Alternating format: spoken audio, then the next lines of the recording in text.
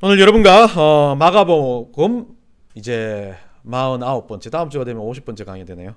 49번째 강의에 바치라, 다른 말로는 드리라 라는 제목으로 말씀을 나누고자 합니다. 어떤 슬로건을 봐도 이렇게 여러 가지 있는데 사람이 어쩔 때 탁 마음에 와 닿는 어떤 구절들이 있습니다. 지난주에 인터넷 그냥 아침마다 와서 계속 뉴스를 보다가 인터넷 제목 중에 세상에 공짜는 없다 딱 그렇게 적혀 있는 구절을 봤습니다.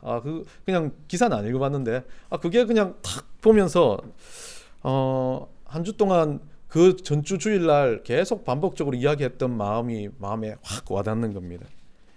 제가 핸드폰을 올해 초에 바꿨습니다. 너무 저렴한 가격이야. 이 핸드폰 주인도 이런 특가가 안 나오는데 그날 나왔다 그러면서 그게 공짜로 바꿨습니다. 보통 15만원씩 줘야 되는데 공짜로 바꿔서 너무 기뻐서 그날 다 제쳐놓고 핸드폰을 하고 와서 집사님한테 가서 자랑도 하고 우리 알바한테도 자랑을 했습니다. 그러면서 너무 좋다 핸드폰 하고 이렇게 있었는데 그 집사님이 또 이제 핸드폰을 바꾼다고 가가지고 돈을 좀 주고 바꾸는 걸 보면서도 내게 더 싸다, 난 참 잘했다 라는 생각을 했습니다. 옷을 사든 무엇을 사든 저는 가성비를 따집니다. 최고급은 사지 않습니다. 왜? 그 정도 돈을 주고도 1년이 지나면 걔는 또 떨어질 거니까. 그래서 늘 밑에 모델을 사면서 마음의 만족감을 느낍니다. 나는 가성비 값을 사고 있다, 좋은 걸 사고 있다, 돈을 덜 들였다. 그런데 웬걸 이 핸드폰이 사람을 가려서 거절하는지 모르겠지만 지 스스로 전화만 오면 거절을 합니다. 그래서 주사님이 그러더라고. 그러면 서비스 센터 가서 좀 알아보시라고. 그런데 서비스 센터가 저기 중부동에 있고 멀리 있고 또 가면 또 해야 되고 너무 귀찮아서 계속 쓰고 있는데 지난주도 한 100번 정도 거절됐는지 제 핸드폰에 보면 그 이상한 마크, X 마크 비슷한 마크가 늘 떠 있습니다. 그냥 이제 마음에 찝찝하긴 하지만 핸드폰이 싫어하는 사람은 거절한다 생각하고 그냥 쓰기로 했습니다. 여러분 마찬가지입니다. 뭔가 나는 횡재를 누렸다, 너무 대단하다, 이건 너무 기분 좋다 라고 했던 일도 어쩔 때는 보면 그 일에 대한 대가가 있다는 겁니다. 예수 그리스도를 믿는 우리들은, 하나님을 믿고 살아가는 우리들은 어쩌면 그저 얻었다라고 말합니다. 예수 천당 부신적 하면서 믿으면 다 구원받는다 그렇게 예전엔 상당히 아주 사탕 발린 소리로 전도를 합니다. 그리고 나면 그 사람들은 교회 오면 뭐라고 말합니까? 의무감과 책임감이 있고 성도로서 살아가야 될 모습이 있고 목사님 설교를 보면 세상 거룩하게 살아야 됩니다. 누구보다도 정직하게 살아야 되고 누구보다도 어렵게 살아야 됩니다. 책임감이 따라오는데 우리는 처음 시작할 때 꼭 그냥 받은 것처럼 기쁨만을 가지고 사는 건 아닌지 생각을 해봅니다. 오늘 제목은 그겁니다. 우리가 그리스도인이라면 우리가 가지고 있는 책임감을 바칠 의무가 있는 존재들이라는 겁니다. 그래서 저는 앞으로 전도할 때 방법을 바꾸려고 합니다. 예수 믿으면 힘들어요. 예수 믿으면 고생해요. 예수 믿으면 다 참아야 돼요. 예수 믿으면 거지같이 살아야 돼요. 죄송합니다. 그렇게 말했을 때도 그래요, 그래도 알고 싶습니다. 당신이 진짜입니다 라고 말하고 싶습니다. 예전에 어릴 때 시골에 가면 우리 외할아버지가 양봉을 했습니다.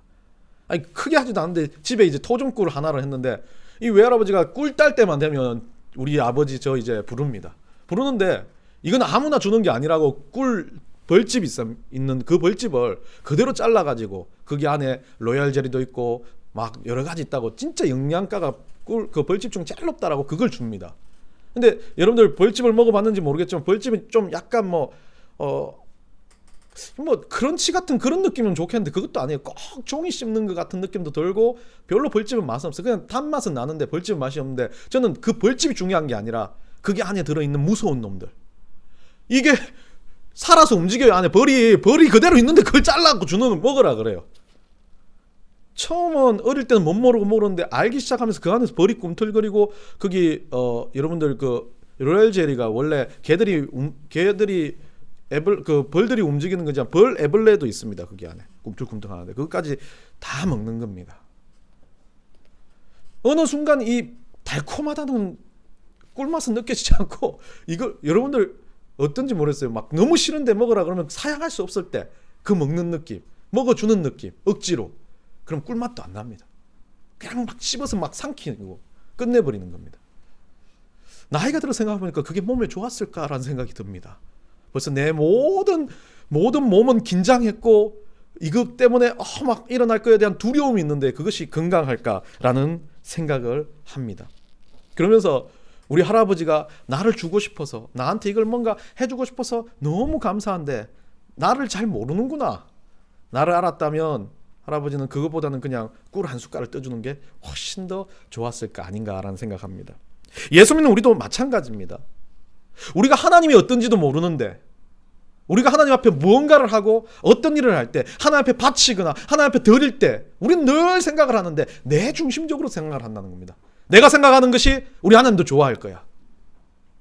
내가 하는 이 행동이 하나님이 좋아하실까에 물음을 묻지 않고 정당성을 늘 따지면서 살아갑니다. 그래서 우리는 바치고 드리는 것을 제대로 하지 못하는 사람들입니다. 오늘 본문에 보면 우리보다 더 지독한 사람들이 나옵니다. 그들은 누구라 하면 바리새인과 헤롯 당이라는 사람들입니다. 이 사람들은 지금 예수 그리스도 앞에서 뭔가 말을 하는데 의도가 있고 뼈가 있는 말들을 하기 시작합니다. 그게 뭐냐면 오늘 14절입니다. 그들이 와서 이렇게 말합니다. 선생님이여, 우리가 아노니 당신은 참되고 아무도 끓이는 일이 없으시니 이는 사람을 외모로 보지 않고, 아주 보면 막 엄청나게 입에 발린 소리를 합니다. 외모로 보지도 않고 오직 진리로서 하나님의 도를 가르치심이니이다. 바리새인들, 헤롯 당들, 여러분들 예수 죽이려고 하는 사람들 앞에도 우리가 누누이 마가복음 강의를 하면서 이 사람들은 뭐라 합니까? 예수님을 책을 잡으려고 하고 죽이려고 하는 사건들을 만들고 하는데 오늘 말은 보면 막 입에 기름을 발랐는지 막 하나님 도를 가르친다 그러고 막 외모로도 취하지 않는다 그러면서 아주 성경에 있는 말들 다 끄집어 놔서 좋게 미화를 시킵니다. 그리고 난 다음에 하나의 질문을 던집니다. 가이사에게 세금을 바치는 것이 옳으니까 옳지 아니하나이까? 가이사랴는 누굽니까? 지금으로 말하면 식민지 통치하였을 때 일본한테 돈을 내는 게 야 한국민들아 맞냐 안 맞냐? 라고 묻는 겁니다. 대답하기 참 힘든 겁니다. 네가 하나님 사자고 하나님에 대한 막 은혜를 받은 하나님의 아들이다. 그러면 너 지금 이 식민지 통치에서 저 로마가 압제를 하고 있는데 우리보다는 더 압제는 아니었어요. 로마는 그래도 솔직히 자율 통치를 했던 거지만 그래도 식민지지 않습니까? 그럼 그 사람들한테 돈 내는 거 맞나 안 맞냐? 바치는 거 옳으냐 안 옳으냐? 라고 묻습니다. 대답을 옳다. 그러면 어떻습니까? 우리가 앞에 했던 질문과 똑같은 질문을 하는 겁니다. 옳다 그러면 세례가 요한에게서 왔냐? 아니면 다른 거에서 왔냐라는 거 질문과 비슷하지만 이거는 완전 생활에 밀접하게 이야기를 하는 겁니다. 옳다 그러면 어떻습니까? 식민지 가이사랴를 인정하는 겁니다. 아니다 그러면 지금 당장 로마의 압제를 어떻게 하는 겁니까? 반대하는 독립군과 같은 모습. 그러면 이제 자기들은 손 안 대고 코를 푸는 겁니다. 로마 군인이 와서 데려갈 거고. 옳다 그러면 야 이런 매국노 같은 녀석이라고 치부하면 되는 겁니다. 참 사람은 배우나 못 배우나 본성은 이런 것 같아요. 너무 잘 되는 꼴을 못 봅니다. 제가 요즘에 갑자기 유튜브에 빠져가지고 죄송합니다. 유튜브를 보다 보니까 태국 선교를 갔다 오니까 갑자기 어느 날 유튜브를 보다 태국의 어떤 그 지역을 보여주면서 내가 가봤는데 수완리폰 공항 봤는데 이렇게 생각하니까 그게 재밌더라고요. 봤는데 그래서 찾아보다 보니까 태국 유튜버들이 종류가 좀 여러 명이 있더라고요. 근데 한 명은 아주 평범한 유튜버, 한 명은 아주 평범한 사람인데 잘생겼어요. 우리 정지사님처럼 막 키도 크고 잘생겼습니다. 연세도 정지사님 또래 1살 어린데 태국에 가가지고 막 자기 인생을 미용실하다가 접고 태국 가가지고 거기에서 새 인생을 시작하러 갔는데 진짜 거기서 새로운 인생을 만납니다. 갑부 여자를 만나버려요. 엄청 부자인가 봐요. 막 생일 잔치를 일주일 내내 해줘요. 태국에서 밥 한 끼 식사를 이 남자한테 사주는데 막 20만 원짜리 30만 원짜리 사줘요. 근데 태국에 정말 고학력자 대학원 졸업을 한 사람이 월급 받는 게 100만 원 정도 안 받아요 한 달에. 근데 밥 한 끼를 20-30만 원짜리 사줘요. 근데 또 생일 선물이라고 사주는 게 저한테도 안 주나 몰라요. 뭐 이상 모르더라 이름이 무슨 하여튼 명품인데 그거 하나가 280만 원 한대요. 막 그런 거를 매일 사줘요. 얘가 태국에 배낭여행 가고 이렇게 가가지고 뭐 어디 저기 치앙마이 가 있으면 치앙마이 역 앞에서 오토바이 타고 명품 가방을 들고 있는 배달부가 기다렸다고 이 사람한테 주는 거예요. 막 지갑도 주고 뭐도 주고. 그리고 그 걔는 또 돈을 적어놔요. 지갑 100만 원, 뭐 100만 원. 자기는 그런 거 못하는데 그 여자가 그렇게 해주는 거에 대해서 처음 부담스럽다가 이제는 뭐 연인 관계처럼 뭐 이렇게 진행되는 걸 이야기합니다. 그 처음에 그 이야기를 보면서 저도 저거 289만 원짜리 나 지금 줬으면 이거 카드값도 갖고 뭐 이렇게 생각하면서 부럽다는 생각이 들기 시작하는 거예요. 참 부럽다.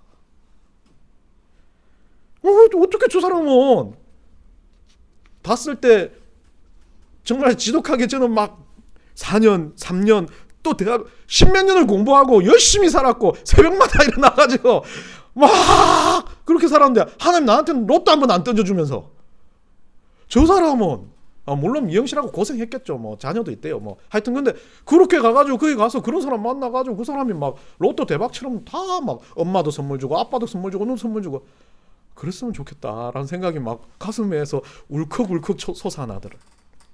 부러워 죽겠더라고요. 근데 순간 제 생각이 치부되는 감정에서 그 부러운데 제가 뭔 마음을 드냐면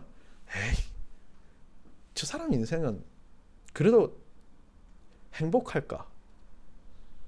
야, 자기 자녀 있다는데 자녀 놔두고 거기 가가지고 저 사람하고 저렇게 연애하는데 좋을까? 한편에선 좋겠지라는 드러냈다 이거. 한편에선 좋겠지라는 생각이 들면서도 나는 하나님 믿는 하나님 백성인데 저거 부럽지 않아 라고 생각했습니다. 근데 내 감정의 한편에서 부럽지 않아라고 하면서도 무슨 마음이 드냐면 그 사람을 어떻게 해요? 조금씩 깎아내려. 하지도 않아야 되는데 비판을 해요. 에이, 저 사람은 인생이 그렇게 말년이 안 좋을 거야. 자기 힘으로 안 봤는데 그게 뭐가 마음 편하겠어. 자꾸 비교하고 깎아내리기 시작하더라고요. 저도 똑같은 사람인지 모르겠지만 사람은 다 그런 것 같아요. 누가 잘 되는 꼴을 못 보고 누가 대단한 꼴을 못 봅니다. 그러면서 뭘 합니까? 집사님 축하해요. 돈 많이 벌으시네. 축하해요. 돌아서면서 그래도 집사님 이런 분은 좀 조심해야 되지 않겠습니까? 하지만 집사님 이런 거는 좀 해야 되지 않겠습니까? 라고 하는 게 사람의 마음인 것 같습니다. 오늘 바리새인도 똑같은 그런 모습으로 예수님 앞에 접근을 합니다. 그리고 예수님의 책을 잡으려고 하고 예수님 깔아뭉개려고 하고 있는 겁니다. 여러분은 어떻습니까? 인생에서 누군가를 대해서 이건 바친다는 개념이 아니라 스스로 바리새인적인 요소는 없는지 한번 생각해 봐야 될 것 같습니다. 저도 많은 사람들을 만나고 학생들을 만나고 누군가 만났을 때 잘 되는 걸 칭찬하고 못 되는 건 꾸짖어야 되지만 꾸짖으면서 드는 생각이 왜 못해라는 생각이 들 때가 참 많이 있습니다. 내 잘난 맛을 사는 인생이 나도 인생을 살면서 안 하려고 해도 꾸물꾸물 쏟아나는 게 그런 모습인데 우리가 그리스도를 믿는다면 좀 비판할 때 비판도 해야 돼요. 그런데 비판할 때 비교하며 조건 두지 말아야 된다는 겁니다. 금요일날 참 일도 바빴지만 안 좋은 새벽에 금요일 새벽에 안 좋은 좀 소식을 들었습니다. 작년에 우리 학교가 너무 힘들 때 웬 시골교회가 갑자기 우리 학교에 장학금을 주겠다라고 500만 원을 주셨습니다. 그리고 연말에 돼가지고 그 권사님이 전화가 와가지고 또 500만 원이 남아있다고 그 권사님 하신 말이 이게 마지막으로 될 수 있으니까 제가 교회 당에다 이야기해가지고 꼭 드리고 자기 이제 몸이 좀 안 좋아져서 병원이 들어가야 될 것 같습니다 라고 이야기하시고 연말에 500만 원을 받았습니다. 얼굴도 한 번도 뵙지 못했고 이름만 알고 있고 시골에 거창의 시골에 아주 조그마한 교회 가보니까 요번에 보니까 조그만 거 아닌 것 같더라고요. 예배를 드리는데 사람이 막 한 20-30명 앉아있어요. 제가 상상과 달랐어요. 그래서 저는 우리보다 작은 교회에서 우리를 해줬다고 너무 막 눈물도 나고 교회 보고 그랬는데 교회는 빼고 권사님만. 그 권사님이 그렇게 하고 이제 저한테 전화가 이제 저 통화를 하게 됐어요. 이제 기도도 해주고 권사님 몸이 아프시니까 했는데 그날은 이제 연말 정산 서류 때문에 전화를 하면서 통화를 했어요. 그래서 그때 제가 상당히 고민할 때였습니다. 이제 어느 정도 유지를 하고 가지만 또 위기가 학교가 닥쳐올 거고 내가 계속 이 학교를 진행해야 되나라는 마음도 들고 또 사역에 대한 마음도 참 많이 무거울 때, 이제 2년 동안 우리 교회가 그 모습대로 진행됐을 때, 나쁘지는 않지만, 이 변화가 없는 건 나쁘지는 않지만, 그래도 또 역동성 있게 교회가 바뀌지 않는다는 마음이 많이 들 때였습니다. 참 우울한 시기를 지나갈 때 이 권사님하고 통화를 했는데, 권사님 기도를 해주고 이렇게 하니까 뜬금없이 권사님이 저한테 말을 합니다. 목사님 하는 일이 맞아요. 목사님 하는 일이 맞으니까 목사님 그거 하세요. 제가 그 권사님한테 들은 마지막 목소리였고 마지막 소리였습니다. 그 권사님 돌아가시고 이제 그 창 가가지고 앞에 예배도 드렸고 하니까 예배를 드리는 게 아니라 혼자 갔으니까 그 장로님한테 그랬어요. 아들들 불러달라고. 제가 엄마가 들려주는 마지막 메시지를 이 아이들한테 해주고 싶다고. 그래서 디모데후서 4장 7절의 말씀처럼 우리 사도 바울이 내가 선한 싸움을 싸우고 달려갈 길을 마치고 믿음을 지켰으니 라는 말을 합니다. 그래서 나는 선한 싸움이 뭔지 고민하다가 보니까 진짜 선한 싸움은 이거더라. 이 권사님의 삶이었더라. 아픈데도 힘든데도 누구한테 하나님의 말을 전해주고 싶은 사람. 비판도 아니고 따지는 것도 아니고 하지만 목사님 이런 것도 아닙니다. 그냥 잘하고 있어요. 하는 일이 맞습니다. 지금 그렇게 살아가는 모습이 너무 멋집니다라고 하는 그 말을 그 아이들한테 해줬어요. 어머니가 이거 하셨다. 그래서 나도 살아나게 됐고 나도 이 길 가는 것에 대해서 의심을 떨치게 됐다. 여러분, 바리새인과 다른 요소는 이거 하나예요. 끄집어내리려고 하는 게 아니라 예수를 믿고 살아가는 우리가 주님 앞에 드릴 수 있는 건 남들을 향해서 우리가 지적질하고 비판하는 게 아니라 나를 힘들게 하더라도 그 사람 앞에 할 수 있습니다. 당신이 한 게 맞는 것 같아요 라고 말해줄 수 있다는 겁니다. 이 성지현 권사님이에요. 하늘의 별과 같이 됐겠지만 돌아오면서 갈렙이한테 그 말을 하면서 울컥하더라고요. 내가 예수 그리스도를 믿고 살아가지만 누군가한테 힘을 얻는 건 단 한마디 단 한순간인데 마지막으로 죽음 앞에 섰을 때 자기가 병원에 들어가서 이제는 힘들어질 걸 알면서도 그 말을 해줬다는 것에 대해서 너무나 난 하나님 앞에 감사를 했던 한 주였습니다. 마태복음 7장 1절에서 5절 우리 예수님이 그렇게 말하지 않습니까? 비판을 받지 아니하려거든 비판하지 말라. 너희가 비판하는 그 비판으로 너희가 비판을 받을 것이요 너희가 헤아리는 그 헤아림으로 너희가 헤아림을 받을 것이니라. 어찌하여 형제의 눈 속에 있는 티는 보고 내 눈 속에 있는 덜보는 깨닫지 못하느냐. 보라, 내 눈 속에 덜보가 있는데 어찌하여 형제에게 말하기를 나는 내 눈 속에 있는 티를 빼게 하라 하겠느냐. 외식하는 자여, 먼저 내 눈 속에서 덜보를 빼어라. 그 후에야 밝히 보고 형제의 눈 속의 티를 빼리라. 예수님 이렇게 말씀하시죠. 우리 보고 그렇게 말해요. 이 바리새인 보고 그렇게 말해요. 어찌하여 너는 네 거밖에 몰라. 우리가 늘 하는 말이 그거 아닙니까? 저는 늘 그랬어요. 어릴 때부터. 좀 제가 이상한 사람인지 모르겠지만 누가 막 뭐라 그러면 속으로 치는. 누가 저한테 막 따지면 치는 저러나. 죄송해요. 목사가 왜 이런지 모르겠어요. 그 마음이 늘 들었어요. 우리 마음 그렇지 않습니까? 지나 잘하지. 지뿔. 우리가 그 마음을 가지고 사는 것에 대해서 예수님이 말해요. 네 속에 있는 덜보, 지뿔이라고 말하는 네 마음, 더럽고 쪼잔한 그 마음도 모르면서 왜 옆에 사람들 보고 그러냐. 누군가 나한테 괴롭혔다고, 에이, 그리스도인이라면 그 괴롭힘에 대해서 생각할 때 힘들어, 짜증 느꼈어, 너 이래, 이놈들 라고 생각하면 안 된다라고 말하는 겁니다. 그 마음부터가 벌써 나는 잘못된 거예요. 우리 예수님 그거에 대해서 말합니다. 네가 나한테 뭔가를 바치고 뭔가 그리스도인이고 하나님 앞에 드린다 생각하지 말고 네 거부터 먼저 보라고. 네 속 안에 들어있는 그 짜증나는 마음, 비교하는 마음, 잘못된 마음부터 먼저 보고 해결하고 와. 사람 사이 관계에서도 그거 못하는 녀석이 나한테 와서 뭐 돈 바치고 뭐 바치고 대단하다고. 예수님은 그거 원하지 않는다는 거예요. 진짜 제대로 원하는 건 그 마음이라는 거예요.